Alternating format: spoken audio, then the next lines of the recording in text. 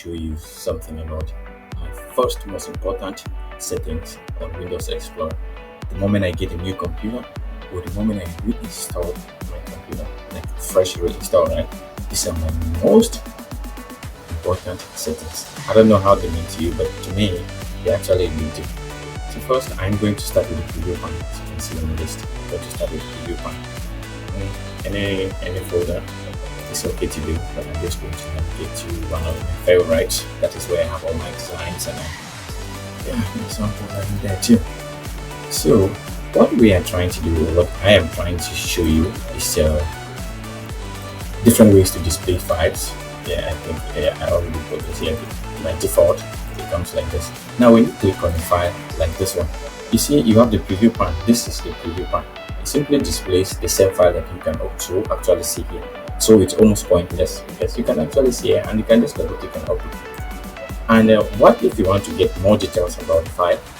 Remember, our first option is the preview panel. So if we rather want what we rather want to do is to have a details panel. So when you click on this file, like we click here, which I'm just going to do that immediately.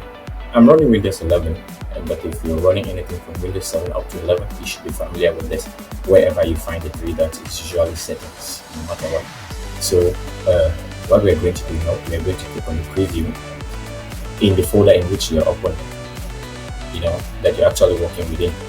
You can scroll down here and click details panel.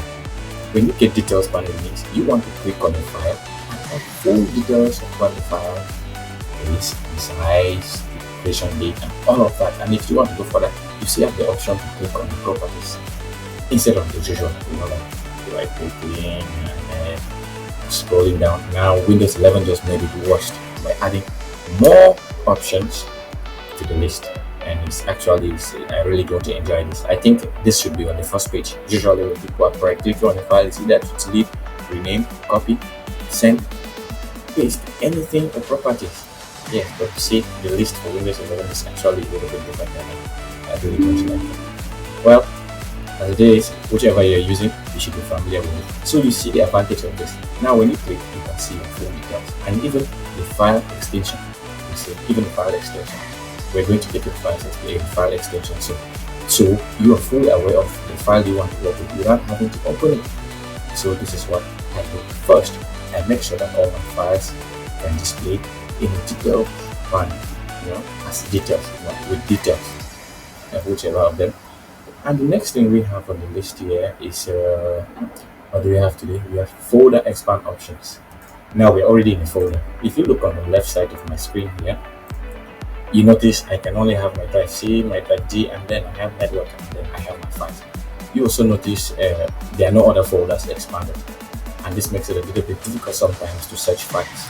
So for me, the first thing I would do, now we are no longer going to preview, this time we're going to settings, folder settings, which is like I said earlier, wherever you see this, even if it's in your phone, it usually indicates a settings menu, so nothing should be strange. So we're going to click on settings.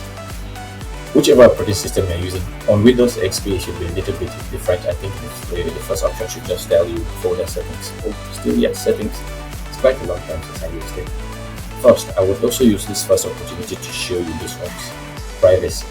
You can choose. I always choose to show my recently used files and also recently used folders, right? And it makes it quite easy for me because I don't have to search all the times. I just simply get around files that I already used previously, and it's quite easy. I think it also helps with indexing your search with your Explorer search. When you click on the start menu here and you're searching a file, your recent files actually assist in making it a little faster. I hope so. But now what we are trying to get to is remember we haven't applied any of the settings, and this is just a bonus because we want to cover it in our tutorials. But whatever comes along the way, we always try to get it through. So now we're going to go to this view tab, and here you can see there's a whole lot of things. Let me just scroll down and up. There's just a lot of settings useful for your Explorer. The first thing I always like to do is to show hidden files. I like hiding files, right? I like hiding files, but I also don't want to come back here all the times to check on it. You see, I like hiding files. So this is the first one, hiding files. And now we're going to scroll to the bottom, where we will find um what was the next what was the next folder expand options. Now we're trying to get our folders to expand in such a way that it makes it a lot easier for us to access files that we want. We don't necessarily have to pick several folders all the time. All the time, we just click on the side bar, right, on the left corner. Okay, now we're going to expand to open folder, and we're going to show all folders, and we're also going to no, we can leave it again. Then we're going to apply so you can see the changes on the left panel here. You see, this is a whole lot. I really love this. This is my computer, right? So I shouldn't be bothered if my folders are expanded, because first I'm using it alone, and it should be password protected just in case. I think I should be bothered about this, and anyone who wants access to a computer will know how to find this. Someone said they don't like their folders expanded like this because it makes it really difficult or really easy to go to a bigger file. And who are the people? Why would they be working on their computer in the first place? So you see, instead of just the drive G and the C and the network we have, now we have a fully expanded sidebar folders. And you see, it's quite easy. You can just come here, the little arrow, you scroll down, then we go down to every of it, and then we still have designs and fall in the same folder. And we can also still expand the folders from here and get to websites, which is the folder in which we are in now. So you see, it's quite a lot easy. You don't have to navigate to and fro to go to other folders. You simply just click around. This is quite easy, and this is quite manageable. And we're done with that. And the next we have the checkboxes. Yeah, we have the checkboxes. Someone would be wondering, what's the use of the checkbox anyway? But you don't know until you know, right? So we're done with the folder expand. Now we're going to go back to the same folder options like we did earlier, and also on the view tab. And we are going to scroll down to, where is that? Checkboxes. We have used checkboxes to select items, and I'm going to apply so that we can get back to our Explorer window and experiment. Now think about it. If you're like me, sometimes I want to be on the bed and I still want to be doing something that needs only the mouse. So I find this really super important to me. Like this. Let's say I wanted to select this file, this one. I wanted to select maybe 1, 2, 3, 4, 5, 6. Yep. It tells us we have selected 5 items here because we have the details bar activated previously. So, but I don't want this particular file on it, and I also don't want to touch my keyboard, or my keyboard is bad, or I don't want to use it, or anything, right? With the help of the checkboxes, you can just single them out, and you're free to go. You see, that makes it a lot easier to select first. What if I wanted the entire folder selected, except only this one? Maybe this one. Let me just get me out of it because I don't want to copy myself anyway. You see, we just used checkboxes to unselect single files because we don't want them in our selection. So you see, that makes it a lot easier for you to use your mouse and still achieve many things. Now if we get to copy, we copy everything excluding the unchecked. So you see, that's quite a good option for me, and I find it super easy to use. And you can also select 2 here, and you can come over here, you add maybe some other 2, whatever you're trying to select, or you can add 1. So you see, you're able to select files from different locations into the same selection, and that makes it quite something really, really good for me. It makes me work faster, and it also, it makes me work faster. It saves time. Now we have the taskbar. Let's look at that taskbar. I'm going to go to the desktop first, then we can come back to the taskbar. On the taskbar here, if you're computer literate, you should already know what the taskbar does, right? And I think this is one of the most important sections of your computer. You always have to come back down here to get your stuff. It's so difficult to forget. Like for other operating systems like Linux, let me say Ubuntu. It's when you switch from Windows to Ubuntu, you really have, or let me say Linux in general, you really have issues with locating your taskbar because usually it's on the left, and we are used to having the taskbar on the bottom. That makes it very difficult to switch from Windows immediately and cope with Linux. But then I'm not saying it's impossible. I'm just saying it's quite difficult, right? Yeah, because you always remember to come down here because this is where like your tray, right? Everything is in it. You just keep it here. But normally with Windows, this is your system tray where it will have the time. But for me, it's like the base where everything sits, everything you're doing, everything you want to do, or everything you want to access later.